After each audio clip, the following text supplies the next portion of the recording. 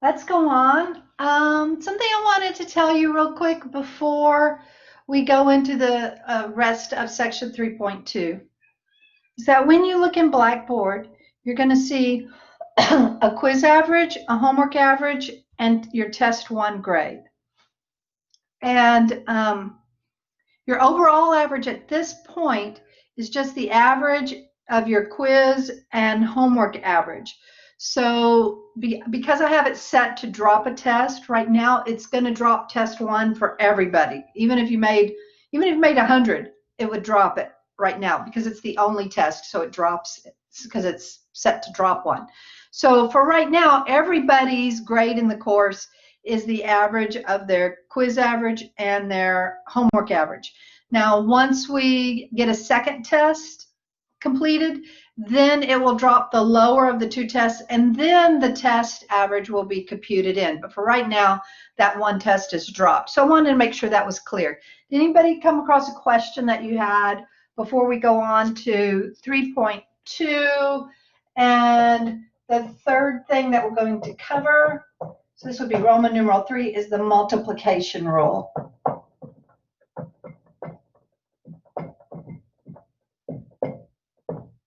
So if you were looking through the homework and you saw anything about the multiplication rule, that's what we're going to cover now. And I just realized that I don't have the screen on, so I'll do that real quick.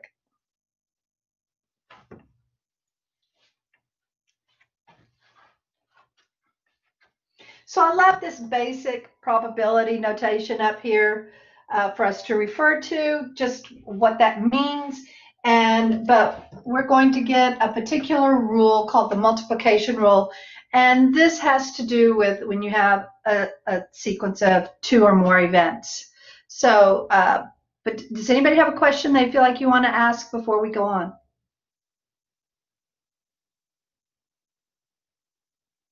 Okay. Then let's talk about the multiplication rule. And I have a slide, I think, that I wanted to share with you. Let me see if I remember to put it on here.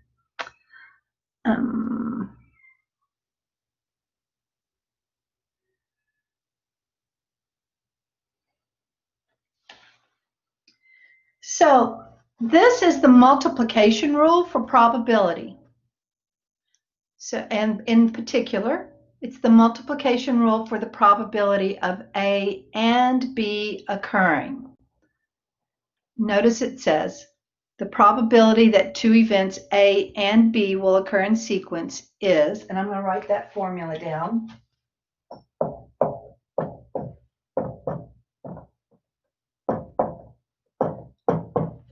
So you're looking at it on the slide, but the probability of A and B equals the probability of A times the probability of B given that A occurred. Remember, that's why we went over that conditional probability.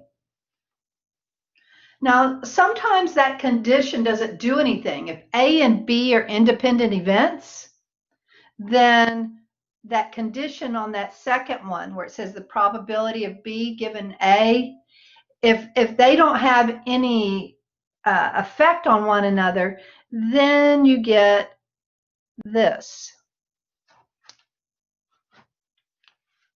So if A and B are independent events, then that condition doesn't do anything, and the probability of A and B just becomes the probability of A times the probability of B because that condition didn't have any effect. Now, it doesn't hurt to always use that top one, though. And in fact, when I first learned this and I was memorizing these formulas,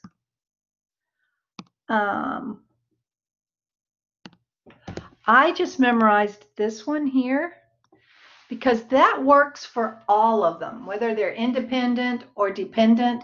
That works for all and probabilities. I want you to notice this. This is when you're finding the probability of A and B.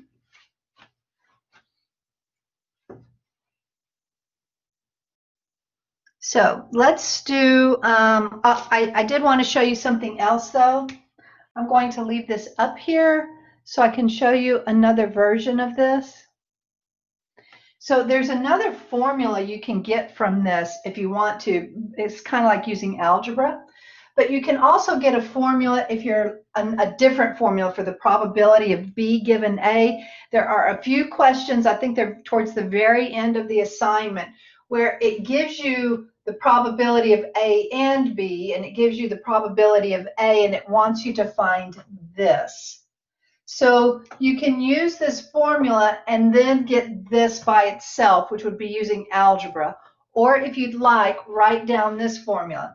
So you can get the probability of B given A.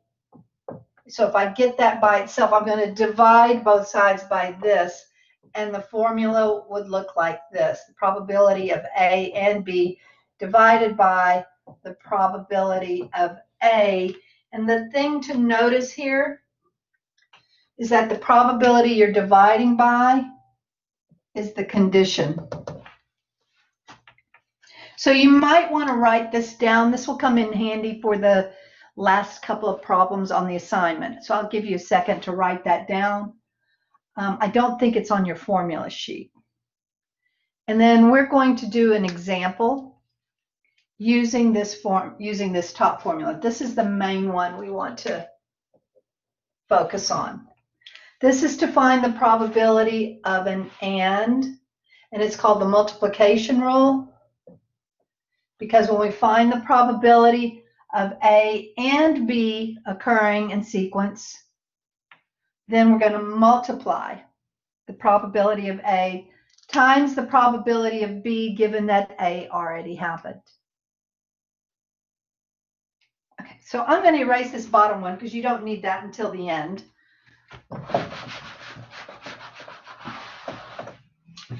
And I think I took a picture of an example. Let me see. Yeah, it's kind of tiny there. So let me see. I'm gonna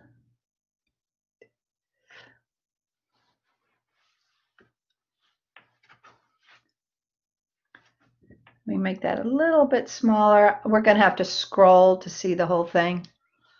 So here's the experiment. 2 cards are selected from a standard deck of 52 playing cards.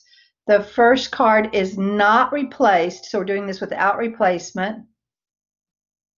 The first card is not replaced. So I'm going to write down the experiment. So we're choosing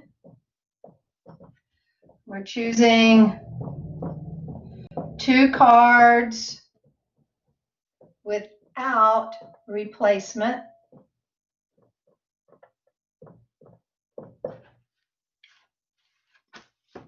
And then it says, find the probability of selecting. Now you can scroll, guys, if there's a scroll bar at the bottom. Find the probability of selecting a 3 and then selecting a 5. So I'm going to write this down.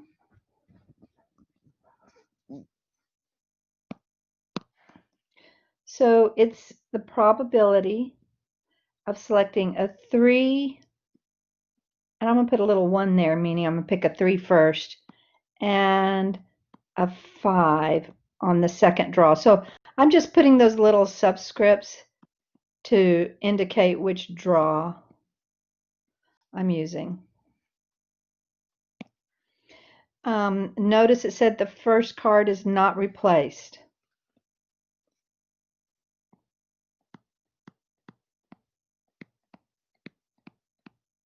Now, if you were going to show the work for this on a test question, and this would be a pretty normal test question to have, I recommend that you always write your general formula first. I see that this is an and. So notice it says on here, find the probability of selecting a 3 and then selecting a 5.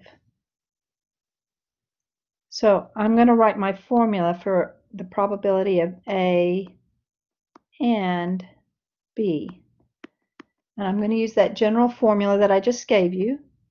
The probability of A and is times the probability of B given that A already occurred. So let's look at this. For the probability of A, in this case our A is this, drawing a 3 on the first one. Now that's your first draw, so this is just regular probability, okay? So looking at our deck of cards, we know the bottom number is going to be 52 for that first one. We just need to figure out how many 3s there are in the deck. And if you look at your sample space, you'll see that there are 4 3s because there's 4 of each number times. So event A is drawing a 3. Miss Haley, we can't see the board again. Oops. Can you see the thing I'm sharing, the file I'm sharing and writing on? No, just your ceiling and the top of your head. Now can you see it? No, it just says Ms. Catherine Haley, moderator. Huh. See if you click on follow instructor, see if it will let you click on something different. Is anybody seeing the I got it. problem? I see it. Yeah, Where you're drawing Haley, on I the can power. see that. Okay, thank you guys so much for telling me that. I think when you click on follow the instructor, it's going to show what the camera is no matter what. So if I'm sharing a file and writing on a file, you have to click on, what is the other thing? If you're not following the instructor, or you just unfollow the instructor, is that it?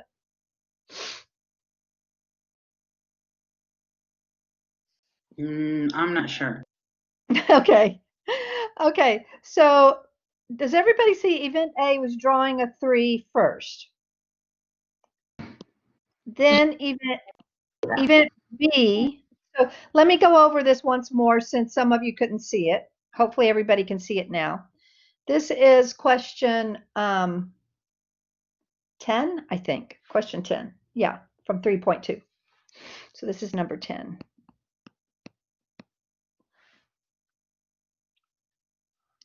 And to go over it again, we're selecting 2 cards and the first card is not replaced. So 2 cards without replacement. So these are dependent events because if we don't put the first card back, we're affecting the probability of the second card.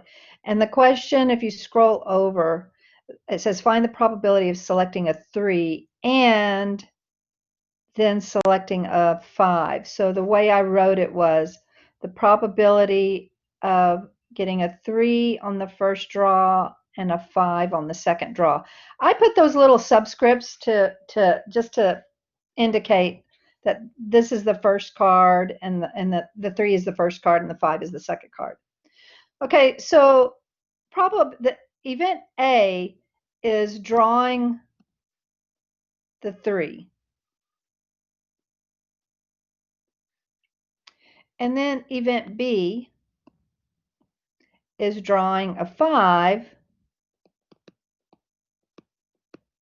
after the 3 has been drawn. So if you look at this, it's saying find the probability of B given A, meaning A already happened.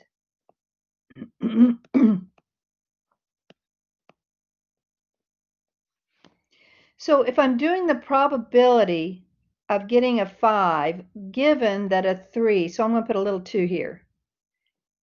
Probability of getting a 5 on the second draw given that a 3 was picked on the first draw and was not put back. Well, first of all, the bottom number is not going to be 52, it's going to be 51. Now that first card that was drawn though was a 3. So the number of 5s, there's still 4 5s there. So this is going to be 4 out of 51.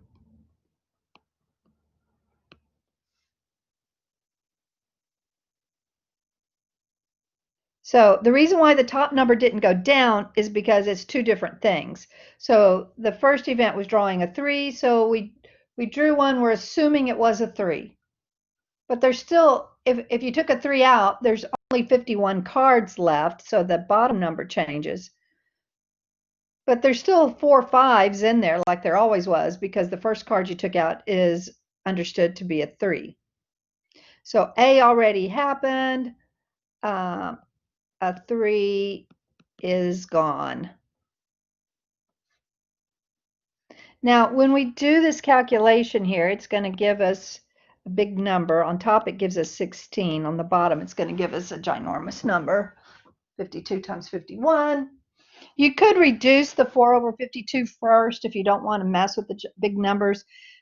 This one says round to 3 decimal places as needed. So if I do 52 times 51, I get 2652. So sort of big. And then doing 16 divided by 2652, and it's pretty tiny, 0.006. It says to 3 places. The next number is a 0, so I'm going to round that to 0.006.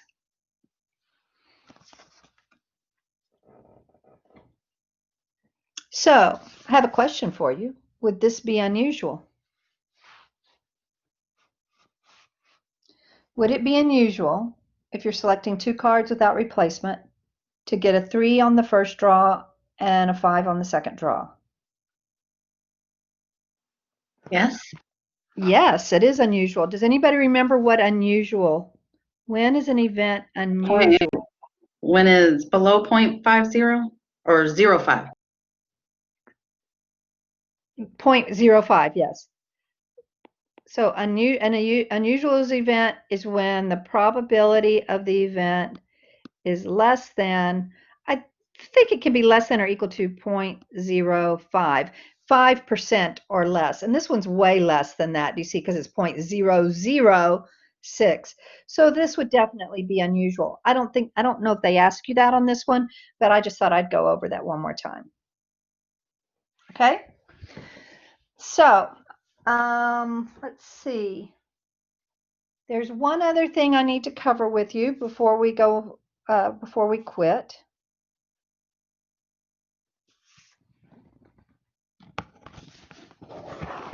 Remember, that was number 10, so you might want to do number 10 right after class.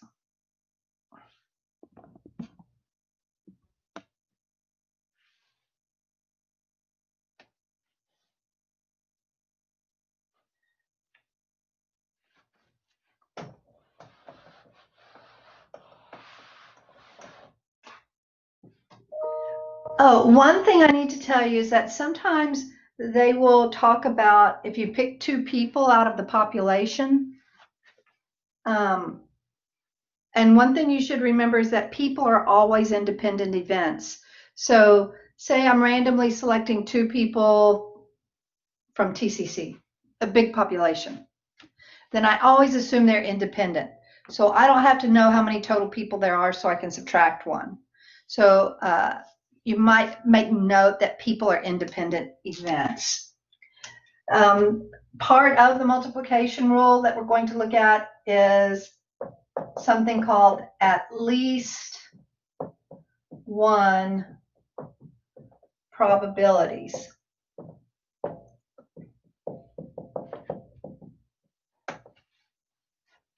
So I'm going to write it like this: the probability of at least 1. We're going to talk about this more next time, and I definitely would expect you to have questions about it from this homework assignment. This actually kind of goes, this at least 1 probability really kind of goes with 3-2 and 3-3. So, but there's some questions about it in the homework for 3.2. So when you're talking about at least 1, let's suppose you have 5 people, and you want to know if you say what's the probability that,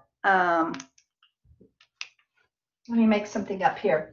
Let's say the probability that a given person is, that a given medicine makes somebody well, okay?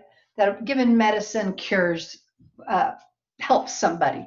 Say it's a flu medicine, and the probability that of it working on a particular person. So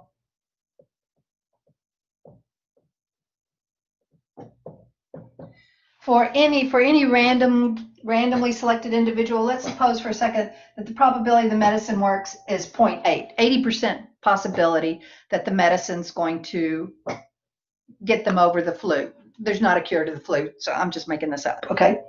So that's for any individual, okay? Remember, people are considered independent. So if I randomly select 3 people, I'm not going to tell you the total. I just randomly select 3 people. The probability that all 3 of them get better, that it works on all 3 of them, that means it works on the first one, and it works on the second one, and it works on the third one. So if I choose 3 random people, actually, I should say that differently. I randomly choose them. The people aren't random. Okay? I randomly choose 3 people from the population. And the probability that all 3 get better. That means person 1 gets better, and person 2 and person 3. Notice this is an and. So if we call these people, let's call them A, B, and C, all right? Albert, Betty, and Kathy, okay? The probability that these randomly selected people means that's the probability, and maybe we call, let's say the medicine works, we'll call that W. The probability that it works on the first one, for all 3 to get better, we would say it works on the first person, and it works on the second, and it works on the third. Now, and, remember, means you multiply. And people are independent. So the condition doesn't really matter with people. So people are independent.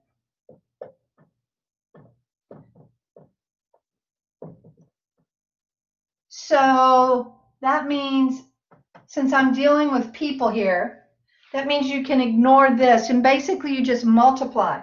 So this is going to be the probability the first one gets better, which is 0.8, times the probability the second one is also 0.8, because whether the second person gets better is totally independent of whether or not that first person got better, times the third person would be a third 0.8. So it's like 0.8 to the third power.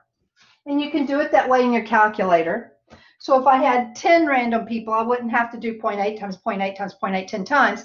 I could just do 0.8 to the 10th power. But here I just have 3 times, so you could put this in your calculator or do 0.8 to the third power, and I get 0.512. So about a 51% chance probability that all 3 would get better, because this medicine's pretty effective. 80% of people who take it get better.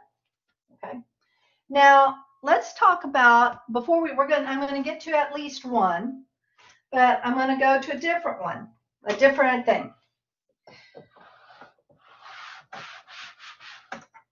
If the probability that the medicine works, and we call that W, what would be the probability that it does not work? In other words, what's the complement?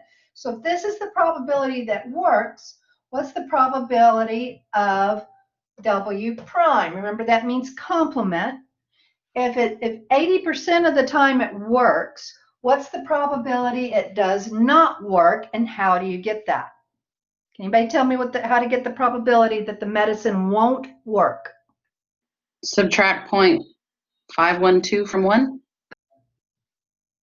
Oh, no, we're just talking about the medicine now. We're not talking about our 3 people. If the probability the medicine works on one randomly selected person is 80%, what's the probability it does not work on one randomly selected person? Oh, 20%. 20%, right. So 1 minus 0.8, I'm sorry that was confusing, which is 0.2. So this is the probability it works, this is the probability it doesn't work. Now, what I did a second ago is if I chose 3 people at random, what's the probability all 3 got better? What would be the probability none of them got better? Do you understand the question? The first one didn't get better, or the second one, or the third one. So it's like, that would be like the probability the first person did not get better. I'm putting complement because I'm saying not. And this would be how you get none. Probability that none get better. None of them. I pick 3 people again, randomly, of course. And I want to know what's the probability none of the 3 get better with this medicine. So that means the first one doesn't get better, and the second one doesn't get better, and the third one doesn't get better. Well, I can do this the same way, except instead of using 0.8, because that's the probability they do get better, I'm going to use 0.2. So this is going to be the probability the first one doesn't, times the probability the second one, times the probability the third one, which is going to give me 0.2 times 0.2 times 0.2, or 0.2 to the third power. And we've talked a little bit about exponents in our skills review. And that's going to be 0.008. With the effectiveness of this medicine, it would be pretty unusual, right, for none of them to get better. Well, here's another kind of question we can answer. This is where we're going to come up with, well, what if they ask you this? So I'm going to leave that right there, okay? So if I want to know, and I'm going to move this over because I'm running out of room.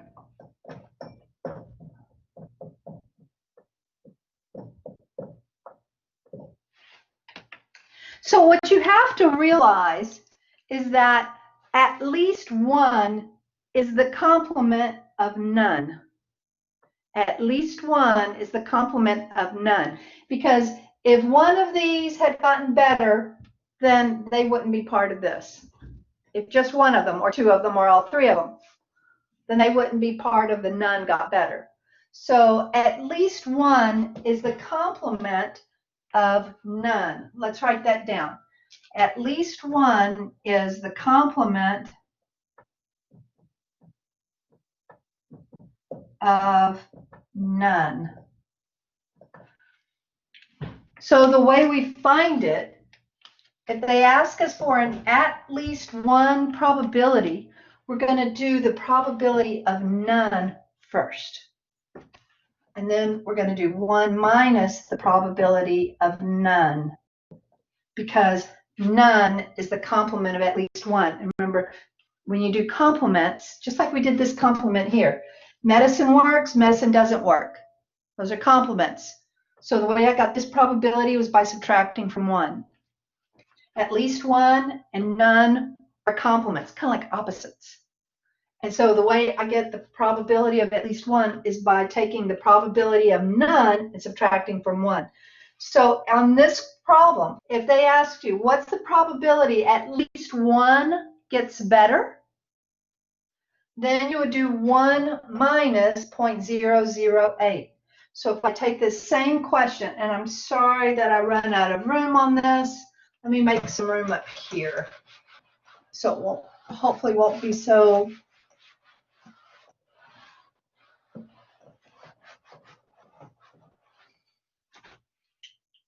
So just to repeat what we use, so we use W means the medicine works. We found out the probability that it works was 0.8. So the probability of the complement that it doesn't work is 1 minus 0.8, which is 0.2. We also did the probability if we pick 3 people randomly, of course. the probability that all three get better, that's the first one and the second one and the third one.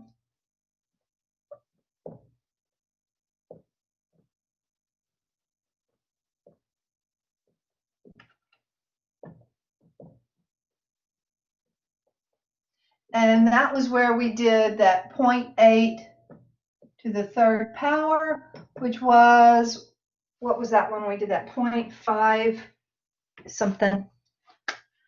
0.8 to the third power, 0.512.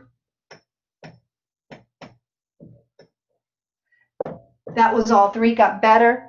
And the probability that none got better was what we did here.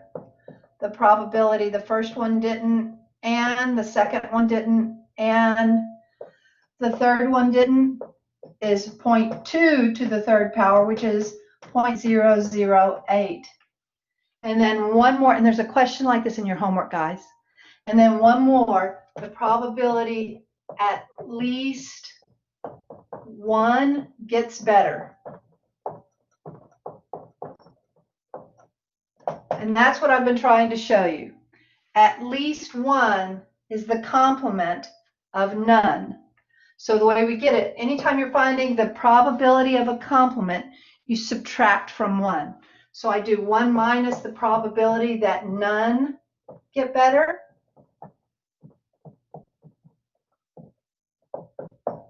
But I did the probability of none, that was this, 0.008.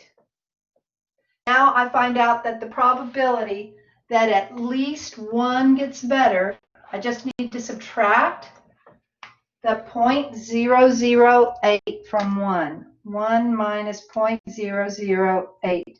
It gives me 0.992. So about a 99%, 99.2% chance that at least one of them will get better, which means any one of the three or any two of the three or all three of them get better. The probability of that happening is not about 99.2%. So there is going to be a problem like this, and they're going to ask you several parts. So they may ask you to find the probability that all three, that it, whatever the thing is, that it happens for all three or all five or however many. Or they may ask you the probability of none.